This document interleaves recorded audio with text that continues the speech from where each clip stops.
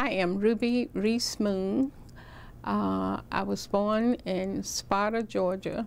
It's Hancock County, one of the 159 counties in the state of Georgia. I was born April 21st, 1938. Okay. Great. Give me just a little bit about your family background. Mm-hmm. I'm one of 10 children born to sharecropper parents, and we didn't get to go to school an awful lot because we had to chop the cotton, and then when it grew up, then we had to pick the cotton. So most time we would start to school about November of every year, and then about the last of March, 1st of April, we were out chopping cotton. So we picked cotton from August to November, and then we chopped the cotton from March till about the last of April. So they did not have kindergarten when I started to school for black students. So I started in the 1st grade, and I knew how to read. And the interesting thing, I started like February, and I could read better than the students who had been there the whole year. So I never went in the 2nd grade. I got promoted to the 3rd grade. And I stayed in the 3rd grade and was promoted to the 4th grade. And the 5th grade, I was out of school a great deal, but when I came back to school, I caught up with all of the other students, and at the end of the 1st semester, the teacher promoted me to the 6th grade. And at the end of the 6th grade, he promoted me to the 7th grade. So I spent only one semester in the 5th and the 6th grade. And I never did go in the 2nd grade. Yeah.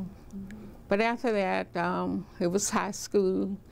I could do very well in all of my subjects except math, and that would be because they had already covered so much when I came back. It was so difficult for me to catch up. So, but anyway, I made it through high school, and then my parents, we were a very poor family. We didn't have an awful lot.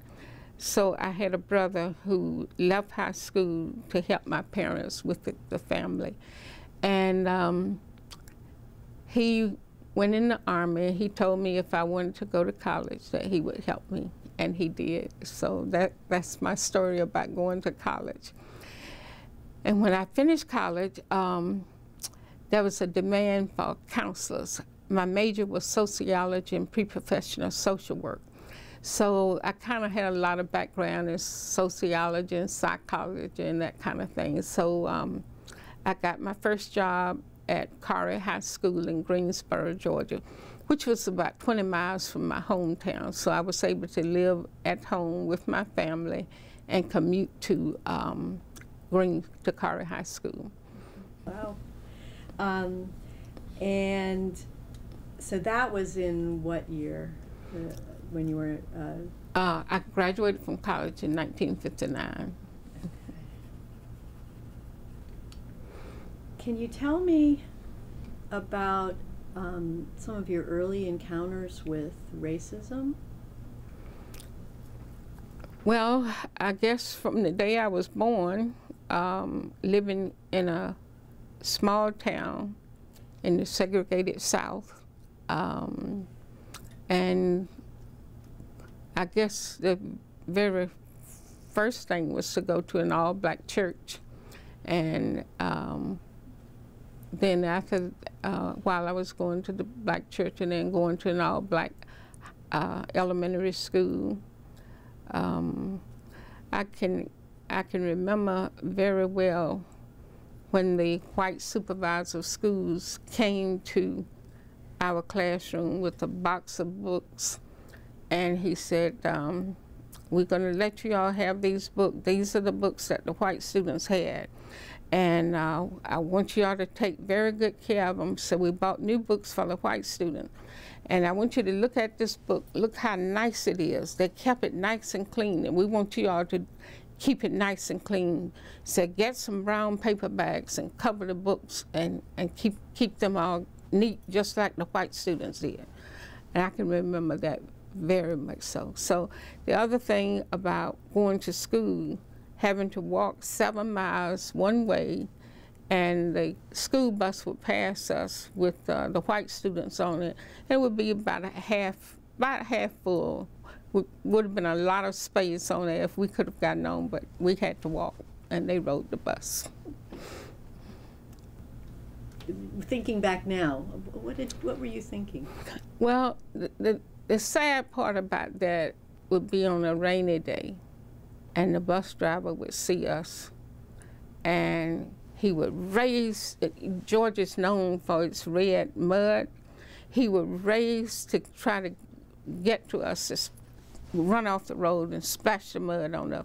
So when we saw the buses coming on a rainy day, we knew we had to run way up the incline and let the bus pass, and then we would come back down. Wow. So what motivated you to try to make things better? Well, I guess it was our living condition, my family's living condition. We were, as I said, we were very poor. My parents always had a big garden, so we could always eat good vegetables. And there were fruit trees around, so we could eat fruit. And I can remember for the meat, they would always have 2 hogs and at least 1 cow. We didn't have refrigeration at that time, so they would get all the meat canned up, and that's the kind of, and on the weekend we would have some seafood to eat, but other than that, that's the way we ate. So you were going to say, though, what was motivating you to try to make things? Yes, I was really tired of living that kind of lifestyle. I just felt that there was so much better in the world, and you could see other people living better. You know, you pass through the streets and all, and you see the big, fine white homes that the white people were living in, and of course we had a little, you know, it wasn't a shack, but it wasn't a real nice home, and no plumbing, no electricity, and I guess that's what really motivated me to want to go to college, because I thought that I could help my family more. I'd like to tell you this story. When we were on the farm, my mother would always read the Bible to us and tell us Bible stories. And she told us about a pot of gold being at the end of the rainbow. And one day I looked up and I saw the rainbow. And I thought, if I could get to the end of the rainbow and get to this pot of gold, then we wouldn't be poor anymore. So the rainbow was over this big pasture that my family had. So I started out running to get to the end of the rainbow. And I ran and I ran. And after a while, I couldn't run anymore. I started walking, and then I couldn't walk anymore. And I still couldn't get to the end of the rainbow. And I just remember falling on my knees and praying to God and asking Him to make it better for my family. And so I had to turn around and walk away and give up my dream of getting the pot of gold at the end of the rainbow. And I thought that if I could go away to school, that I could come back and be of help to my family, and my prayer was to be of help to my family, my church, and my community. So this was 1959 when I had graduated from college. And well, Dr. King started the movement, and we knew that we couldn't vote, and I really wanted to be a citizen, and John F. Kennedy was running for president, and we saw that there was some hope in him, in what he was saying. And I wondered if I was going to be able to vote. I was old enough to vote, but, you know, blacks were not allowed to vote. And you would once they said that, okay, everybody can come and vote. So I went to register, and they would ask you some awful questions. They had a bowl of jelly beans there. I wasn't asked how many jelly beans was in that bowl. That's what they asked a lot of people. But some kind of way they didn't ask me that. So anyway, the first president that I could vote for was John F. Kennedy. And we saw some hope in him. And then by this time, Martin Luther King Jr. had gotten very active, and we would march. But see, working at the school I was in, we did not have a contract. You could be fired at any moment. And that was the one thing. They did not want us to participate in the demonstrations. So we would go and march anyway. And if you could get a ride to Albany, Georgia, or to Alabama, we went. And if the cameras came by, I would always do this so that they couldn't see my face. And so I just wanted things to be so much better for our people. So many students would drop out of school, never finished high school. And there was no jobs in my hometown. So you just knew that in order for things to be better for us, we had to get involved and fight and fight. I got married. My husband and I started working with Dr. King, going to the demonstrations and all. And before we came up here, we also worked with Vernon Jordan. He was the youth director for the state of Georgia with the NAACP. Well, being a high school counselor, my husband was a high school science teacher. We wanted to work with our students and help them, but we were not allowed to. But we would kind of slip around and do it anyway. And I was taking courses at Atlanta University on a Saturday, so that I could get certified in guidance and counseling. And one Saturday when we came back, our neighbor told us that they had heard that the Ku Klux Klan was going to ride through our community. And he and I, my husband and I, knew that we were the only two people who was working in civil rights. So my parents lived about 25 miles away, so we left our home that Saturday night and went to my parents' home in Sparta. And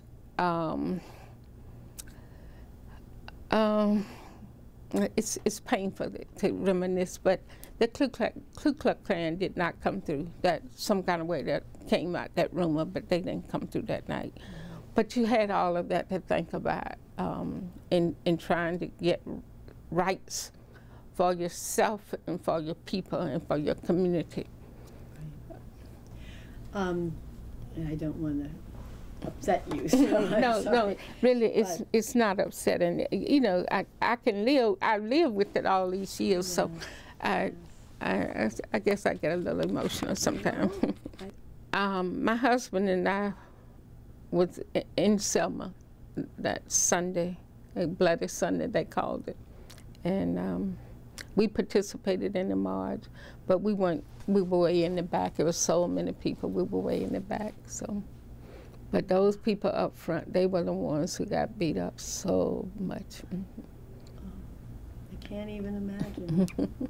Can't even imagine. So So tell me what brought you to the Washington, D.C. area. Well, we both had been to summer school, and that, as I said, we would go to, I was in school at Atlanta University. My husband got a science fellowship to go to Morgan State, and he'd come back, and that's how we were helping people to get registered to vote. Not registered to vote, registered to come to the March on Washington.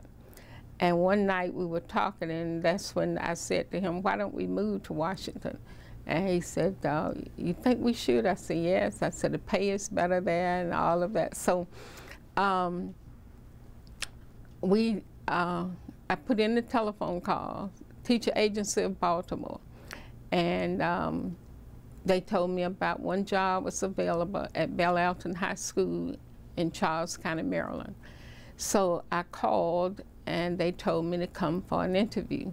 So I came and was interviewed, and they told me I had the job. So we went back to Greensboro, Georgia, where we were living, and we told our families. They were happy in one way, but they wanted us to stay. But we told them how making more money here, we would be able to give them more. So they said, okay. And so we moved. We moved in a U-Haul trailer hooked behind our car. And when we got to Charles County, we couldn't find a place to stay. But there was a gentleman who rented homes, an apartment. He was a black policeman. So he let us live with him until he could get one of the homes ready for us to live in. So we stayed in Charles County about 1 year. And my husband got a job teaching at a school in Baltimore City. So it was best for us to move closer into Washington, D.C. so he wouldn't have such a long commute. And so that's the way we got settled in this part. We were in Prince George's County. We moved from Charles County to Prince George's County. And then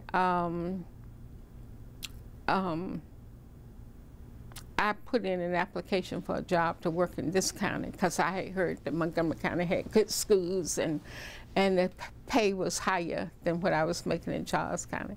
So I put in an application, and I was hired to work as a counselor at Poolesville High School. And that's the beginning of my working at Poolesville High School. But the interesting thing is that we had to have a health exam. It was a tuberculosis exam. And the health department had in the newspaper that they would have a trailer in downtown Silver Spring that I could go and get the exam. So I got up early that morning, and I was the first in line, and I guess there were about 10 whites in the back of me. I was the only black. So when the lady came, she was very nice. She greeted all of us, and she unlocked the trailer, and I walked in first. When I walked here, and the whites lined up this way, well, she walked down, she gave each of them a card, and when she got to me, she started telling everybody, you have to fill out this card, put your address and all, and she started filling mine out for me. And she said, where are you going to be working? I said, Poolesville High School. She said, what kind of job do you have there? I said, counselor. She wrote down custodian. I'm telling you, she wrote down custodian. And I saw it, and I didn't say anything, but as she was completing the card, I thought I better let her know. And I said, what did you write down for the type of work I'll be doing? She said, what did you tell me? I said, counselor. I said, but you wrote down custodian. So she started erasing. And I really was offended. And I went off. I really, I was not kind. I really, and she didn't say anything back to me. She just looked at me. And I said, apparently you thought that I couldn't write. And I said, you gave everybody else a card, but you filled my card out. I said, I have beautiful penmanship, and I do, if you could see it. I said, I have beautiful penmanship. I said, I'm sorry that you did this to me. I said, it hurt me so much. But anyway, she gave me the test. I think a needle or something, and you had to call back in so many days to let them know. So that was my first bit of racism in Montgomery County. Yeah. I'm sorry. Let me back up, because this, I guess, happened before you worked in Montgomery County. What did it feel like to be at the march in 1963? What was that like? You know, NBC, ABC, and I think it was Channel 5 interviewed me while I was on the march, last year it was. And it has so much meaning. It has so much meaning because you felt that things were getting better. You felt, here we had moved up here, we had gotten jobs, and we participated in this march, and you just saw things getting better for us.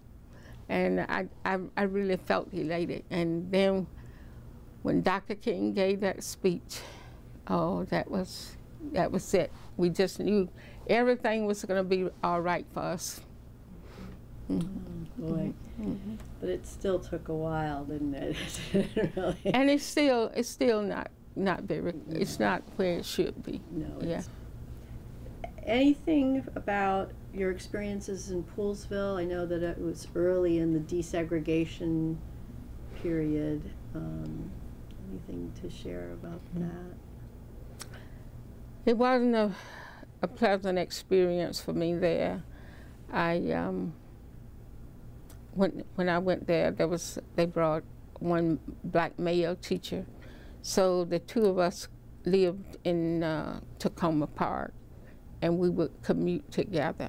And each day we would talk about, things that we were experiencing.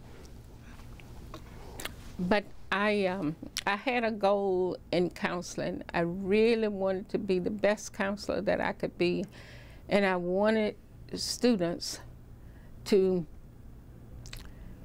really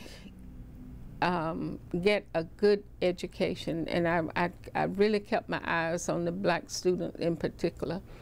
And so many of them were in special education, and I could almost sense that these were not special education students.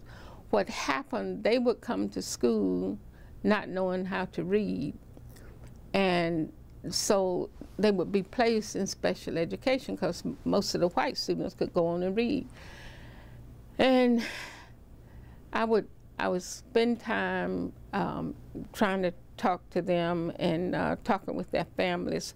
I would go to the churches up there on some Sundays, and I wrote a proposal to set up a career center at Poolesville High School.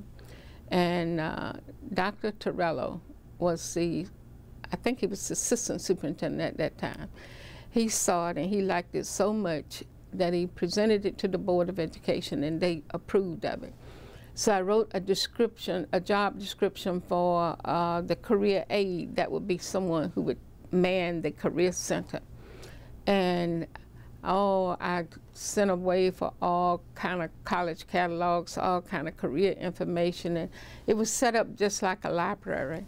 And when the supervisors of guidance saw it, they were so attracted to it that they wanted career centers set up in all of the high schools. So that was the beginning. But I don't know, sometimes you can do some things that it's not met with favor among the people that you're working with. So that happened to me, and the principal who hired me to come to work at Poolesville High School was now at Gaithersburg High School. So he had a friend. I told the friend what a difficult time I was having at Poolesville. So he called me one day and asked me if I would come to Gaithersburg. I was delighted, and I went there and I worked. And then Wooten High School was built, so it was closer to me than Gaithersburg. So then I transferred to Wooten High School. Mm-hmm. It sounds like there were a lot of things that weren't going well in Poolesville, but can you tell me something that happened there that, you know, as an example?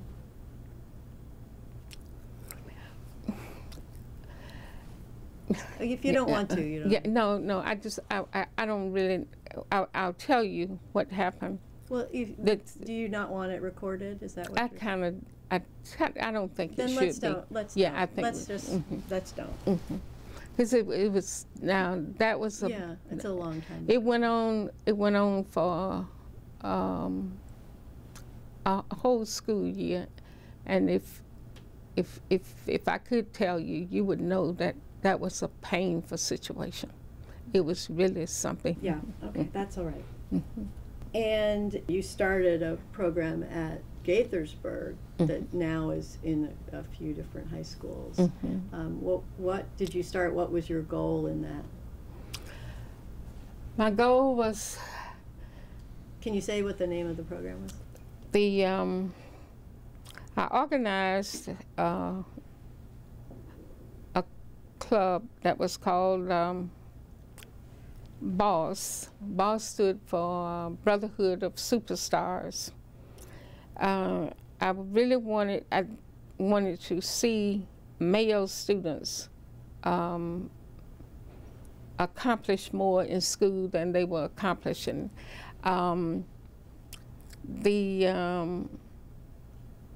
It was mostly for black male students, and I really wanted them to achieve real success. So that's why we named the organization BOSS, Brotherhood of Superstars, Stars, Students that Achieve Real Success. And I can recall we would have our meetings, and we would talk about certain things going on in the community, certain things going on in the world that affected black students and black males in particular. At the close of the school year, I would tell them, let's close with some activities. We would want to have a basketball game, and I would tell them to bring their fathers. Then they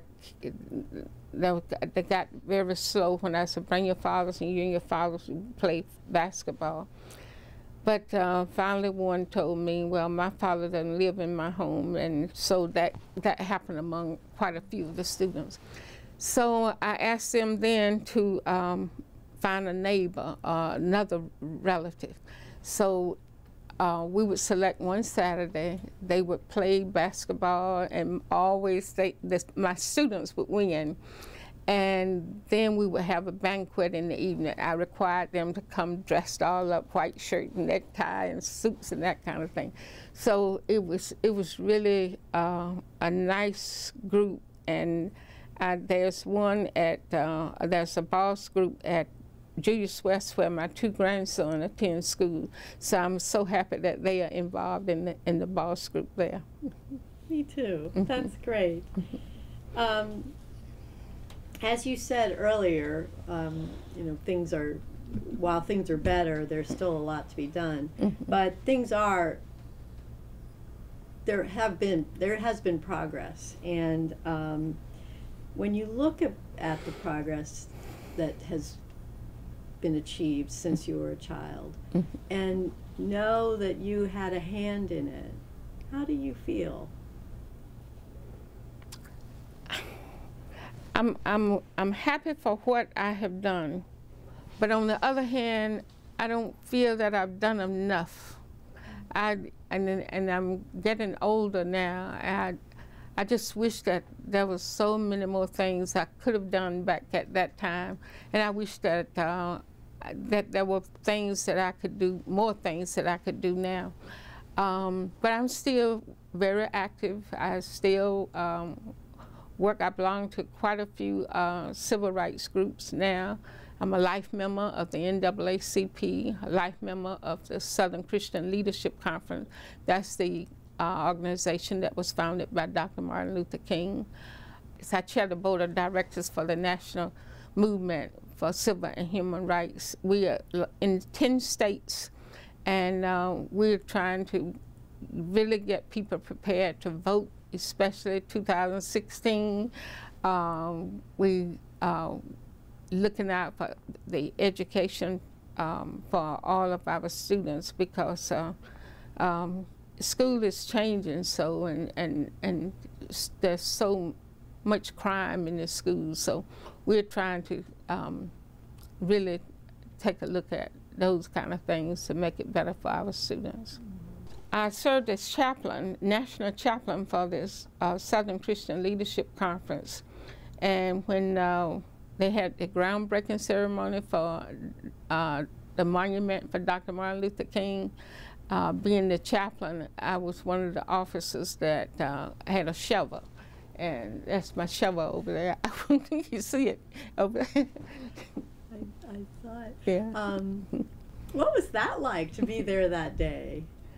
Well, it was great. All of Dr. King's children were there on that day, and there's so many people from just all over the country were there, and you know, they had a nice program, nice ceremony, and so it was really a nice program, a nice place to be at that particular time.